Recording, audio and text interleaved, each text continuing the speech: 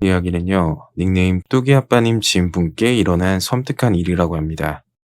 단순 장난으로 시작된 행동이 목숨까지 잃을 뻔한 경험이라고 하는데요. 낯선 곳 또는 사람이 없는 곳은 가급적 피하셨으면 좋겠습니다. 그럼 지금부터 뚜기아빠님의 사연 들어보겠습니다. 오늘 이야기는 예. 흉가나 폐가라고 하기 좀 뭐한 폐수련원 그런 얘기인데요. 이제 이 이야기는 이제 대학생 때 제가 아르바이트로 만나가지고 지금까지 연락하고 지내는 제 친한 친구의 고등학교 학창 시절에 있었던 이야기예요. 제 친구의 아버지의 얘기부터 시작해야 되는데, 제 친구의 아버지는 평생 한 직장에서 근무해 오신 분인데, 일이 고된 것도 있지만 일을 하시면서 과도한 흡연과 음주를 하셔가지고 건강이 굉장히 안 좋아하셨대요.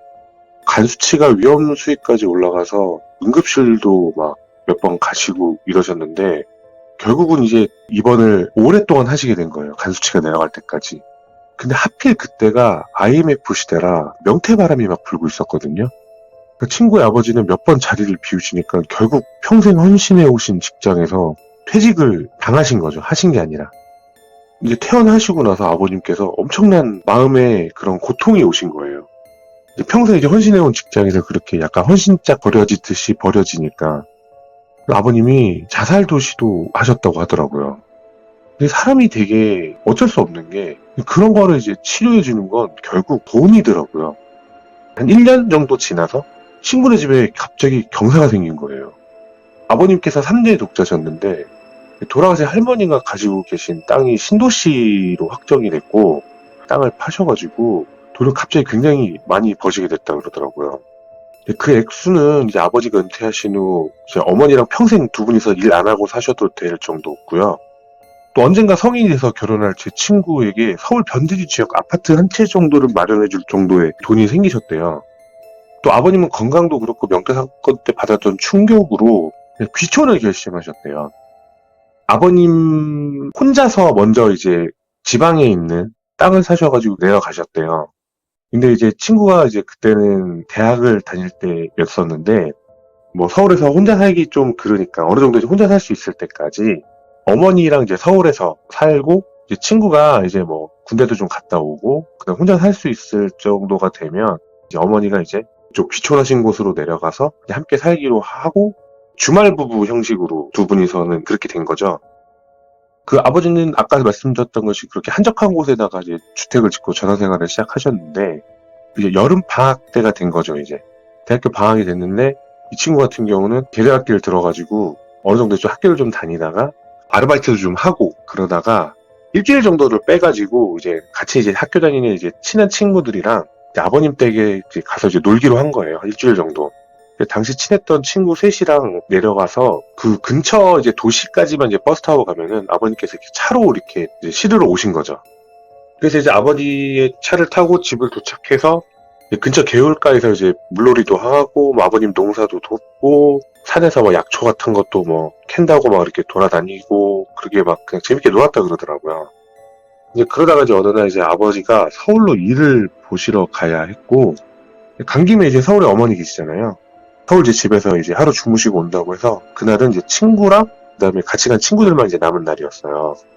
근데 어떤 이제 친구가 주택에 있는 토굴 창고에서 뭔가를 봤다고 하는데, 그게 보니까 그 아버지가 이제 취미로 이제 당금주를 만들어 계시나 봐요. 근데 이제 그것도 이제 적게 만드시는 게 아니라 이제 지인들 다 나눠주신다고 엄청 대량으로 만들었다고 하더라고요. 그런 이제 친구들 눈에 이제 매실주가 이렇게 딱 들어왔어요. 술집에서 뭐 먹을 때도 뭐 매치송 같은 거 비싸잖아요. 대학생들이 돈이 없으니까 맨날 소주만 먹다가 이제 그런 거 보니까 이제 그거를 아버지 몰래 이제 마시기로 한 거예요. 그래서 이제 저녁에 이제 삼겹살 구워서 이렇게 한 잔씩을 이렇게 마셨는데, 그런 술들이 좀 달달하니 맛있잖아요. 이제 한 병이 두 병 되고, 두 병이 세 병 되고, 이렇게 마시기 시작한 거죠. 그러니까 이제 취기가 조금조금 올라오니까 남자들끼리 흔히 하는 자존심 배틀을 이렇게 벌인 거예요. 제 친구를 그냥 가명으로 건혁이라고 부를게요. 건혁이는 뭐라고 했냐면, 난 담이 좋아. 난 담이 커. 자기 이제 담이 막 세다고 자존심 막 배틀을 한 거예요. 근데 그 중에 한 친구가 이제 도발을 해온 거예요. 야, 그럼 너 어제 봤던 거기 갔다 올 수 있어, 지금? 이러면서 갑자기 도발을 해오는 거예요. 그러니까 여기서 말한 거기는 이렇게 물놀이를 하다가 이 친구들끼리랑 놀고 싶어갖고 이게 상류로 이렇게 올라갔대요. 상류로 이제 올라가는 길에 본 이제 폐수련원이 하나 있었는데 거기를 말하는 거였어요. 그 앞에 이미 다 떨어져 가는 그런 간판으로 땡땡 수련원이라고 이렇게 써져 있는데 그 간판만 봐도 되게 의심스러웠다고 하더라고요. 그리고 이제 거기까지 올라가는 이제 1차선 콘크리트 도로가 있었는데 그 콘크리트 도로도 정비가 하나도 안 돼 있고 몇 년간은 누구도 안 왔을 것 같은 그런 그걸 보고 나서 이게 꽤 오랫동안 방치가 돼 있다는 걸 충분히 알 수 있었대요. 이제 친구들이랑 거기 주변을 둘러보는데 정문은 철문이었는데 굳게 닫혀 있고 쇠사슬 같은 걸로 이렇게 감아가지고 잠가놨었대요. 근데 옆에 조그만 쪽문이 하나 있었는데 그 쪽문을 한번 살짝 밀어봤는데 그 쪽문은 열렸다 그러더라고요. 다른 친구들이 기분 나쁘고 시간 없어 그냥 가자 라고 얘기해서 그냥 돌아왔다고 하더라고요. 근데 건혁이는 지고 싶지 않아가지고 바로 랜턴 하나만 챙겨가지고 길을 나섰대요. 그러니까 어떻게 증명을 하냐면 매직을 하나 갖고 가가지고 폐수련원 건물 어딘가에 매직으로 나 왔다 감이나 뭐 이런 식으로 이제 자기가 왔다 간 흔적을 적고 오고 그 다음날 다 같이 확인을 하러 가기로 했다고 하더라고요. 친구는 이제 약간 이제 술도 좀 많이 됐겠다. 좀 만취해서 그런지 무섭진 않았대요. 그렇게 좀 올라가다 보니까 폐 건물 앞에 도착을 한 거예요. 막상 도착하니까 또 갑자기 무섭더래요. 그래도 그런 게 있잖아요. 남자 자존심. 만약에 되면 평생 술자리 놀림감이라는 생각이 딱 들어가지고 제 친구가 그 쪽문을 열고 결국은 들어갔어요. 들어가서 그냥 입구에 있는 기둥에다가 봤냐 이놈들아 뭐 이런 식으로 약간 재밌게 적고 나오려고 이렇게 하고 있었는데 멀리서 자동차 소리가 이렇게 들리더래요. 산골이니까 조용하잖아요. 제 친구가 순간 왜 그런 느낌이 들었는지 모르겠는데 위험하다는 생각이 들어갖고 그 수련원 앞마당에 무슨 돌비석 같은 거가 있었대요. 그리고 이제 뒤에 딱 숨었대요. 근데 자동차 몇 대가 일렬로 딱 쓰더니 맨 앞에서 어떤 사람들이 내리고 그 다음에 쇠사슬을 풀어가지고 정문을 이렇게 쫙 연 거예요. 그리고 바로 검은색 자동차 3대가 들어와서 이렇게 나란히 주차를 하더래요. 그리고 사람들이 전부 내리는데 한 10명은 돼 보였다고 그러더라고요. 덩치 큰 사람들. 그리고 사람들이 마지막 차에 트렁크를 열더니 거기서 사람을 꺼낸 거예요. 그 사람을 양옆에서 질질 끌고 건물 안으로 들어갔대요. 그리고 한 서너 명 정도가 남아가지고 그 차 주변에서 이렇게 망보는 거? 그렇게 하고 있었다 그러더라고요. 그러니까 제 친구는 다리가 후들거려가지고 이러지도 저러지도 못하고 그냥 그 자리에 주저앉았대요, 그냥. 근데 차 주변을 감시하는 사람들 때문에 도망도 못 치는 거예요. 그리고 건물 안에 들어간 사람들은 한동안 조용하더니 갑자기 건물 안에서 사람들의 비명이 들리기 시작했대요. 아까 그 끌려간 그 사람이 지금 뭐를 당하고 있다라는 느낌이 순간적으로 딱 들었다 그러더라고요. 그 친구는 건혁이는 손발이 다 후들거려가지고 막 심장이 미친 듯이 뛰고 막 기절할 것 같았대요, 진짜. 근데 이제 그때 제 친구 건혁이의 휴대폰이 울린 거예요. 그 조용한 시골 폐수련원에 벨소리가 울리니 거기서 이제 보초를 서는 사람들이 이게 뭐지라고 하면서 이렇게 두리번거리는 게 느껴졌대요. 실루엣으로. 그러고 나서 어떤 한 사람이 야 씨발 니들 전화기 들고 왔어? 이렇게 말하니까 나머지 2명이 아닙니다 형님 저 안 가져왔습니다. 그렇게 얘기하니까 그럼 뭐야 어떻게 된 거야 야 찾아봐. 근데 사람들이 이렇게 돌기 시작하는데 야 누구야 나와라 누구냐 막 이런 식으로 막 부르고 막 이렇게 하는데 이제 친구는 떨려가지고 아무것도 못하고 그냥 거기서 그냥 벌벌 떨고 있었대요. 예. 그러다가 이제 사람들이 이렇게 뒤지니까 그 비석 뒤까지 이렇게 올 거 아니에요. 비석까지. 어떤 3명 중에 1명이 제 친구를 찾더니 형님 여기 누가 있는데요? 하니까 이제 결국 이제 그 사람의 이제 손에 끌려가지고 온 거죠. 질질 끌려서. 순간 이제 친구가 생각할 때 그래도 좀 싹싹 빌면 되지 않을까? 라고 해가지고 가자마자 무릎 꿇고 그냥 무조건 잘못했다 그랬대요. 죄송합니다. 잘못했습니다. 울면서 막 얘기했대요. 그 높아 보이는 사람이 물어보더래요. 야, 너 여기 어딘 줄 알고 왔어? 제 친구는 그냥 계속 죄송해요. 몰랐습니다. 이런 곳인지 몰랐어요. 친구들이랑 담력 내기를 했는데 지고 싶지 않아서 그냥 맞지가 안 맞게 그냥 횡설수설을 막 했대요. 계속. 그래서 일단은 차 앞에 무릎을 꿇게 하고 친구를 그 3명 중에 제일 높은 사람이 한 명한테 야 안쪽에 들어가서 보고하고 와. 그렇게 얘기하니까 한 사람이 알겠습니다 형님 그러더니 그 문 안으로 막 들어가더래요. 그리고 나서 이제 3명 중에서 제일 높아 보이는 사람이 친구에게 이것저것 묻기 시작한 거예요. 이름, 나이, 주소, 직업, 다니는 학교, 거짓말 하지 말라고. 친구는 다 솔직하게 다 얘기했대요. 어느 정도 이제 좀 대화가 좀 되니까 얘도 살짝 진정이 좀 되는 거예요. 그리고 나서 이제 건혁이한테 얘기를 했대요. 야, 나도 솔직히 어떻게 될지 모르겠다. 나도 쫄따구라. 운 좋으면 네가 본 거 모르는 척하고 그냥 가는 거고, 운 나쁘면 너는 이제 니네 가족 영영 못 보는 거고, 이렇게 얘기를 하더래요. 그때 제 친구가 오줌을 쌌대요. 그래서 막 딱 지린 게 아니라 찔끔 나왔다 그러더라고요. 그리고 나서 이제 보고를 하러 간 사람을 기다리고 있는데 그 사람이 나올 때까지 제 영겁의 시간 같았다 그러더라고요. 별의별 생각이 다 들었대요. 심지어는 얘가 어린 시절에 행복했던 순간, 부모님한테 잘못했던 순간, 그 짧은 순간에 그게 다 나더래요. 자기 죽는 줄 알았대요. 5분쯤 지나가지고 이제 보고하러 간 사람이 다시 나왔고, 이제 건혁이는 이때 진짜 토하는 줄 알았다 그러더라고요. 나오니까 이제 물어본 거죠. 야, 뭘 하시냐? 그러니까 그 남자가 대답을 하더래요.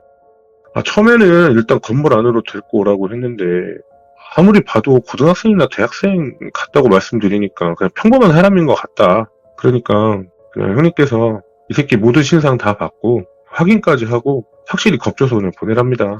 제가 이렇게 말씀드렸습니다. 모르고 온 것 같다고. 순간 제 친구가 그 얘기를 딱 듣고 나서 진짜 아 살았구나라 생각해서 진짜 온몸에 힘이 다 빠져가지고 그 상태로 그냥 옆으로 픽 쓰러졌다 그러더라고요. 그리고 나서 이제 잠깐 이렇게 좀 시간이 좀 지나고 나서 약간 진정시키고 나서 그 사람들이 무슨 얘기를 하냐면 자기한테 우리들은 무서운 일을 하는 사람이다. 네가 봐서 알겠지만 그리고 여기가 뭐 하는 데인지 너는 알 필요도 없고 네 머릿속에서 평생 여기 지우고 살아라. 우리 네 신상 다 받았고 네 전화번호 지금 받았고 너의 아버지 또 근처에서 또 뭐 하신다며. 네가 입 한 번 잘못 놀리면 그땐 너뿐만이 아니라 네 가족도 모두 다 이 건물 안으로 끌려가는 거야. 어차피 네가 우리 얼굴도 못 보고 우리가 뭐 어디 사람인지도 모르고 그래서 형님이 보내주신 것 같은데 뭔 말인지 알지? 우린 네 얼굴 다 알고 있고 네 학생증도 우리한테 있고 처신 잘해라. 진짜 얼굴을 안 보였대요. 그냥 어둡고 막 이러니까 안 보이더래요. 그 사람들 그냥 실루엣만 보이는 거예요. 그러더니 휴대폰을 달라 그러더니 휴대폰을 뺏어가지고 그때 당시에는 다 플립폰 이런 거였잖아요. 플립을 꺾어가지고 던져버렸다 그러더라고요. 휴대폰 못 찾게. 그리고 나서 플래시를 딱 켜가지고 얼굴을 이렇게 딱 비추면서 옆방이잖아요. 그 사람들 얼굴은 안 보이고 제 친구 얼굴을 이렇게 5분간 본 거예요. 네 얼굴 기억하고 있다. 네 얼굴 기억하고 있다. 근데 진짜 무서웠대요. 그게. 덩치도 다 장난 아니었고 그냥 딱 봐도 되게 포스가 느껴지는 그런 체형을 가진 사람들이었다 그러더라고. 그리고 나서 결국은 이제 내려온 거죠. 이게 이상하게 희열감을 느꼈대요. 그 사람이 죽음까지 내몰리다가 그걸 살아나잖아요. 그러면 나중에는 떠오르면 되게 힘든 순간일 수도 있는데 훈련하고 난 그 직후에는 기분도 좋고 막 희열감을 느꼈다 그러더라고요. 그래서 이제 집에 도착을 했죠. 근데 이제 친구들이 전화했는데 왜 전화 안 받냐? 그러니까 그때 그 전화 올린 게 친구들이 잘 가고 있는지 아니면은 뭐 그러려고 했는지 확인을 하려고 전화한 거였다 그러더라고요. 그리고 나서 진짜 아무한테도 말 안 했대요. 아무한테도. 자기 학생증도 가지고 가고 막 그랬잖아요. 그 사람들 얼굴은 못 보긴 했는데 친구가 한동안은 우리가 알고 있는 그쪽에서 일하시는 분들 같은 분들 있잖아요. 그런 비슷한 느낌을 가진 사람들만 봐도 얘는 그냥 길을 막 돌아가고 그게 괜찮아지는 데까지 꽤 오래 걸렸다고 그러더라고요. 이제 30대가 훌쩍 넘고 참고로 이제 아버님은 시골 생활에 적응을 실패하시고 다시 서울로 오셨어요. 근데 아버님도 결국은 평생 이렇게 도시에서 회사만 다니셨던 분이기 때문에 그 시골 생활에 적응하기 힘드셨다고 하더라고요. 이제 아버님이 이제 그 동네를 떠나오긴 했는데 그 동네에서 조금 이렇게 좋았던 분들이랑은 연락을 좀 하고 지내셨나 봐요. 이제 가족 식사 자리에서 아버지가 식사를 하시면서 그 폐건물 자리 팔려가지고 뭐 대기업이 연수원 건설한다고 거기를 철거를 했는데 거기 지하강당 한쪽 벽면에서 사람 6월에 나왔댄다? 뭐 이렇게 얘기가 아버지가 하시더라고요. 그래서 이제 뭐 아버님께서 그게 무슨 조폭들의 짓이다 또 무슨 뭐 사이비 종교단체의 짓이다 라는 소문이 돌았는데 뭐 확실한 거는 없고 뭐 이렇게 해서 말이 끝났고 집에 이제 와서 와이프한테만 그날 얘기를 했대요. 근데 진짜 재우씨가 와이프가 진짜 진심으로 놀라면서 걱정을 많이 했다고 그러더라고요. 그래서 그냥 앞으로도 부모님께는 말씀을 안 드려야겠다 이렇게 다 마음을 먹었대요. 제 이야기는 일단 이걸로 끝입니다.